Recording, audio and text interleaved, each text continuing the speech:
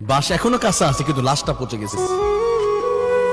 যেই মানুষের চেহারা বাস পচার আগে লাশ পচে যায়, সেই মানুষ কেমনে ক্ষমতার বড়ায় আর কেমনে মানুষ অহংকার করে, আমি তো বুঝি না কিসের অহংকার।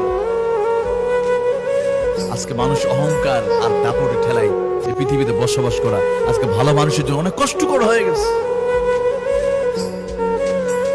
কিন্তু কবরে যান, যেদিন কবরে যাবেন, এই কবরে আপনার এই দেহ, আপনার এই চেহারা, যে চুল নিয়ে চেহারা নিয়ে অহংকার করছেন, গৌরব করছেন, ক্ষমতা, শক্তি, টাকা পয়সা, চেহারা, মৃত্যুর 8 ঘন্টা পর নাই বসে যাবে, এই চেহারা থাকবে না। অহংকার কিসে আমি বুঝি না, কিসের অহংকার? আমরা তো সবাই কবরের যাত্রী, প্রত্যেক মানুষকে মৃত্যুর স্বাদ গ্রহণ করতেই হবে, প্রত্যেক মানুষকেই। আজকে অমুসলিম না, তারাও কিন্তু এটা বিশ্বাস করে যে মরা লাগবে আমাদের। কেউ অস্বীকার করতে পারে, যত বড় ক্ষমতাবান ব্যক্তি হোক, কেউ অস্বীকার করতে পারে না মৃত্যু।